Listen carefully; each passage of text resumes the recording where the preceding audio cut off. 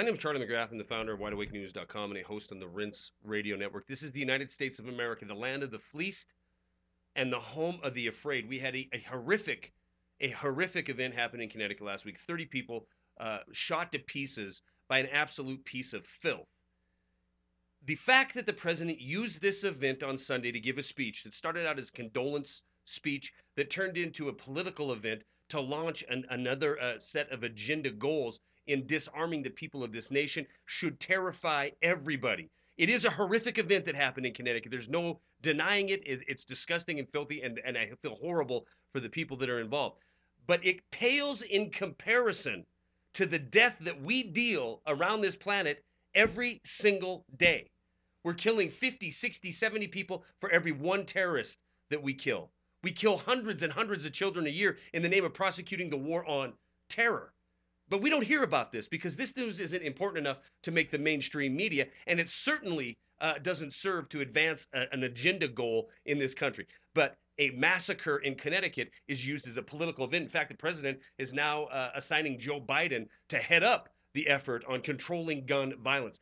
The last thing this country needs is to give up its guns to a tyrannical government. The absolute very last thing that we need is to give up our way to defend ourselves, not from crazy lunatics, but from tyrannical government that is coming eventually in order to take every ounce of freedom that is left for the individual in this nation. Do you think that sounds outrageous? Listen, the same day the Connecticut shooting occurred, the government petitioned a federal judge to throw out a lawsuit by an American family that is suing the government for murdering their American citizen family members. Anwar al-Awlaki, Samir Khan, and Anwar al-Awlaki's son, 16-year-old Anwar al-Awlaki's son, were murdered by the United States government with a Hellfire missile, all in the name of fighting the war on terror. Now, these people didn't kill anybody. They were only accused of being terrorists. But that's enough, because all you have to have is fear in this country, and that warrants killing. So the government petitions the judge to throw this case out. And if they don't, well, then the government's just going to use the state secret privilege and make sure this case never sees the light of day. You see, it's okay for the government in secret to kill Americans if they're deemed to be belligerent actors. It's okay for the United States and the people of the United States to pay for wholesale murder that happens every single day around this planet, as long as it's in the name of spreading so-called democracy around the world. But you have an event by one deranged maniac or another deranged maniac, or you have gun violence happen in this country, this nation of violence, then all of a sudden it's turning this massive political event that there's going to come after your Second Amendment rights. This is what it's about. Disarm the people, because really hard times are coming, and the less of them that have a way to defend themselves, the more cattle we can butcher in this nation. It sounds ridiculous, doesn't it?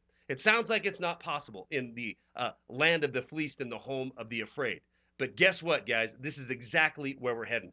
Don't believe me? Ask the folks in Paragould, Arkansas, because on January 1st, 2013, they face military occupation of their town, or at least it's tantamount to military occupation of their town. The chief of police says, fear gives us the reason, and it also gives him the probable cause to search any of the 25,000 members of that town at will. In fact, the Mayor Gaskell, says they may be out just walking their dogs, but they're going to have to prove it. Why? Because there's fear in the town, because the crime rate there is just too high. This is where we're heading in this country. Fear because we have a murder, so we're going to take your guns. Fear that we're going to be attacked, that some terrorist is going to come over and steal your rights, so we invade nations. Fear, fear, fear is what has taken this once great land and turned it into nothing but a ridiculous dictatorial power, a banana republic. And if you think for 1 second that it isn't coming here, it's time to wake up and realize you do not matter to these people. You do not matter. You're one of the serfs. You're one of the peasants that needs to be dealt with. If you're a too big to fail institution, well, that's a different story.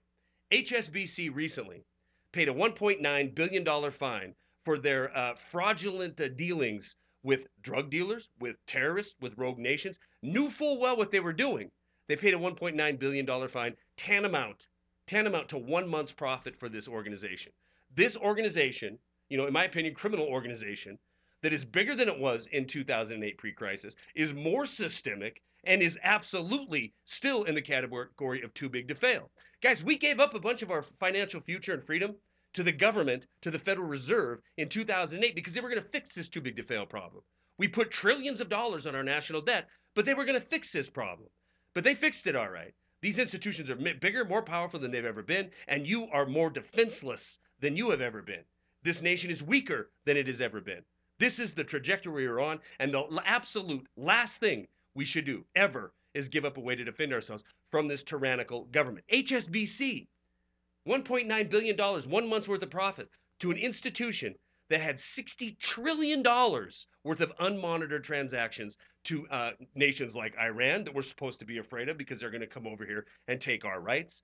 And they actually sent money to a 9/11 conspirator on the 7th of September 2001. But that's okay because they're making money hand over fist and they can buy influence. You, American people, cannot. There is nobody representing you unless you're worth billions of dollars and you can shuffle millions into lobby groups into Washington, D.C. to get the representation that you used to get in this nation. Now it goes to those that are deemed too big to fail. For you, you're going to have some mayor in some podunk town in Arkansas tell you that you might be just walking your dog, but you're going to have to prove it because this is the United States of America, the land of the fleeced and the home of the afraid. Stories are attached. That's all I got.